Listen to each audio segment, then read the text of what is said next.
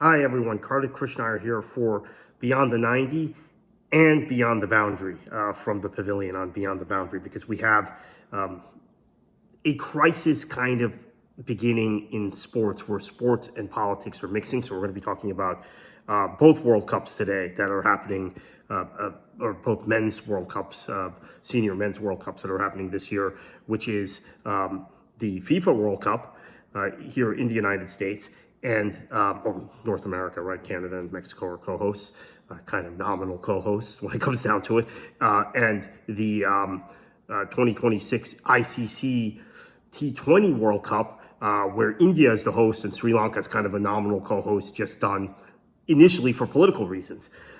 So why today are we having this conversation? Because there's a lot that's happened in the last week. Let's start with the cricket, where Bangladesh is out in a decision taken by the ICC, replaced by Scotland in the draw in that group, Group C, which includes England, the West Indies. So we're going to get an England-Scotland match, which is pretty exciting. Italy and Nepal is in that group also. So Group C, Scotland goes directly in, replaces Bangladesh. Scotland is the highest ranked team in the world rankings that had not qualified for the World Cup. In fact, got not only by Italy, who qualified from Europe, but by Jersey. Think about that one for a minute. So how competitive will Scotland be? Well, they've been competitive in the past in this competition, but plainly they didn't qualify this time. But that's not the point. This is a historic first that I think nobody associated with cricket actually wanted to see, unless you mix politics with cricket. And I think the official reasons that were given, which are security concerns that Bangladesh had traveling to India, did not check out in terms of what the ICC felt.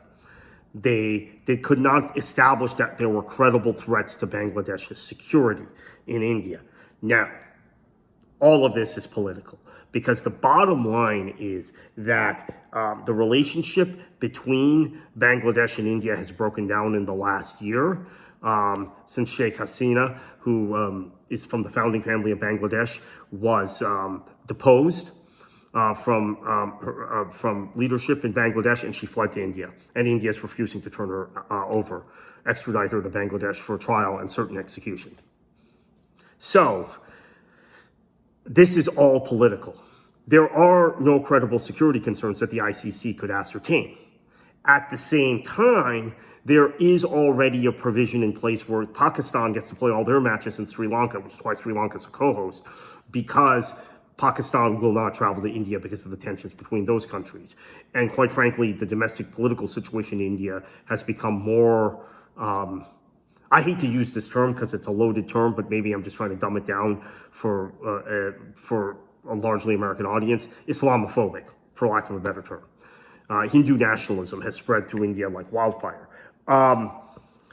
So the ICC maintains that India is safe, and Bangladesh's refusal to play signals a new era where national pride and political considerations trump actual sporting competition for a nation, and a nation that did quite well in the last edition of this competition.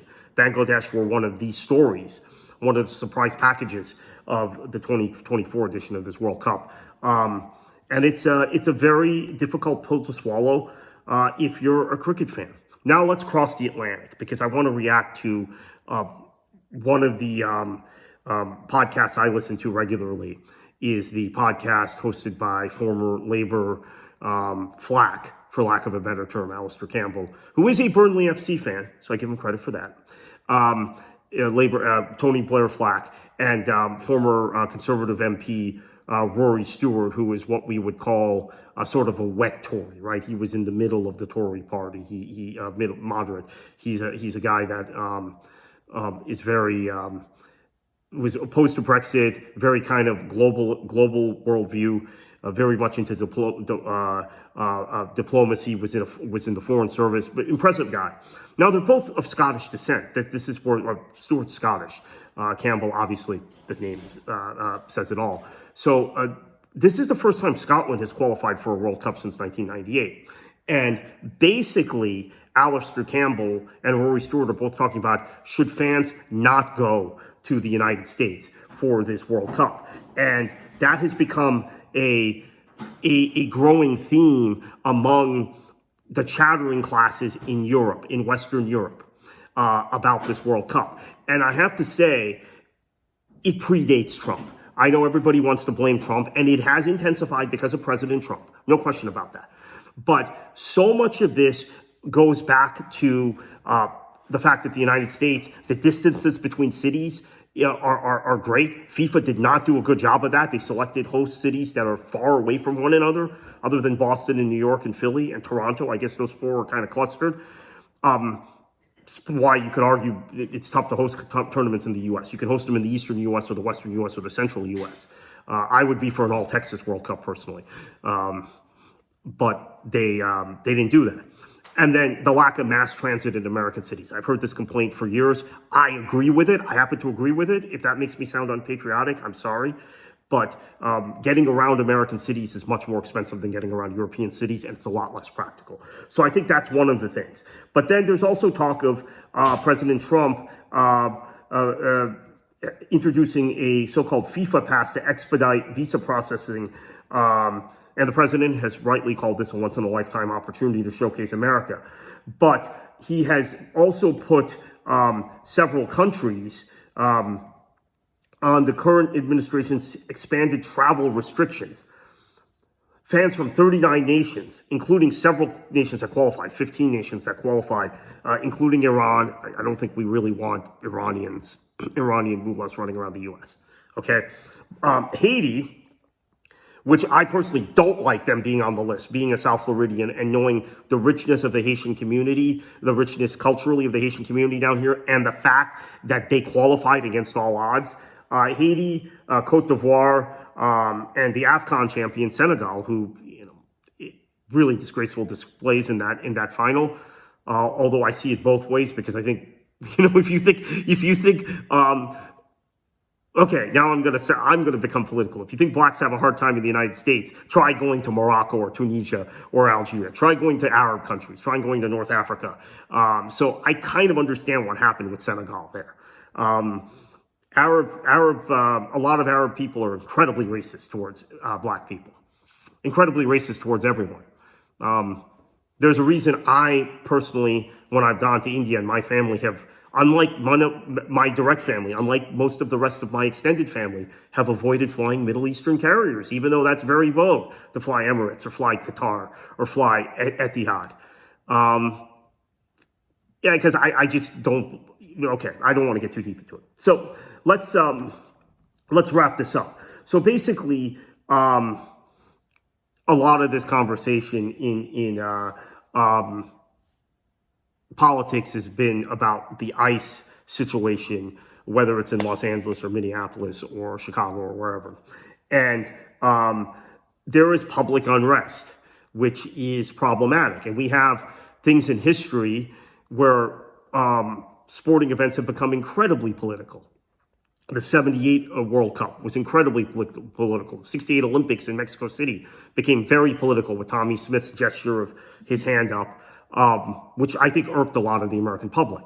The 2010 World Cup in South Africa, I maintained this, and I've been attacked by a lot of people on the left for saying this, but I felt it was way too much. It was FIFA trotting out Nelson Mandela, who, by the way, I don't have the same level of respect for that so many others in the West do. I'm not defending apartheid. I wouldn't do that. But he was someone who gave up nonviolence for violence. And he got jailed because he was a violent terrorist. Martin Luther King, who gets compared to Mandela, never gave up nonviolence and was reared in nonviolence. I mean, to his detriment, he lost large portions of control of the movement, civil rights movement, because he wouldn't give up nonviolence. So they're not on the same level to me. It's just my opinion. But they made that excessively political. And now we know Infantino is palling around with Trump. So this is going to be political. There's no avoiding it. And that's unfortunate. And now we see the Cricket World Cup becoming political because, quite frankly, the ICC is who I think are doing a better and better job in governing cricket, by the way. I think I used to compare them to FIFA. I don't anymore. I think they're doing a more credible job. But the bottom line is, for them, they have two markets that are really critical to their success, which is the Australian market and the Indian market. And basically, if there's a conflict between India and another country, they're going to accommodate India. They accommodated India last year in the Champions Cup, allowing them to play their matches in Dubai while everybody else played in Pakistan. And that's actually the case with Pakistan this time. If Pakistan makes the final of the T20s, the final will be in Colombo. It will not be in Mumbai. So that's worth noting. But we have a situation in both the sports we cover at this site, and by the way, we're thinking of expanding our coverage further, depending on what our readers want. It's becoming political. So 2026, in 2026, the game is no longer about sporting competition. It's about politics. It's about money, because these events have to happen because of money. And the question, I think, unfortunately, is for both the cricket T20s and the World Cup, FIFA World Cup this summer, not only who will win, but who will be allowed to compete. Bangladesh hasn't been allowed to compete. Who will be allowed to attend? We don't know. And this is this is a serious concern. And will fans from Europe, from Western Europe, who are the fan bases, I have to admit, this is my cultural bias, I'm most concerned about, will they feel comfortable enough to travel to the United States and reproduce the atmospheres they've produced in the past? I think the Scottish fans, because it's been so long, will. If Ireland were to qualify through the playoffs, I think they will. I'm not sure about the masses of fan bases of other countries.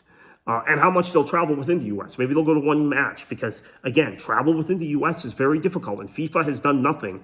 I mean, I would not have any matches on the West Coast if I were FIFA. L.A., San Francisco, Seattle, Vancouver, gone.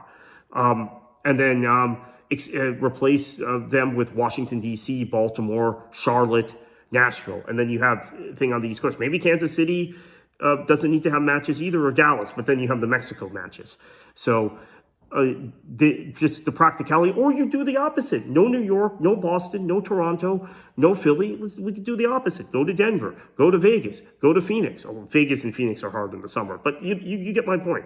I think the travel is prohibitive. So anyway, you can subscribe to Beyond the 90 at beyondthe90.net. You can also subscribe to Beyond the Boundary via that. You can opt out of newsletters using your Substack portal.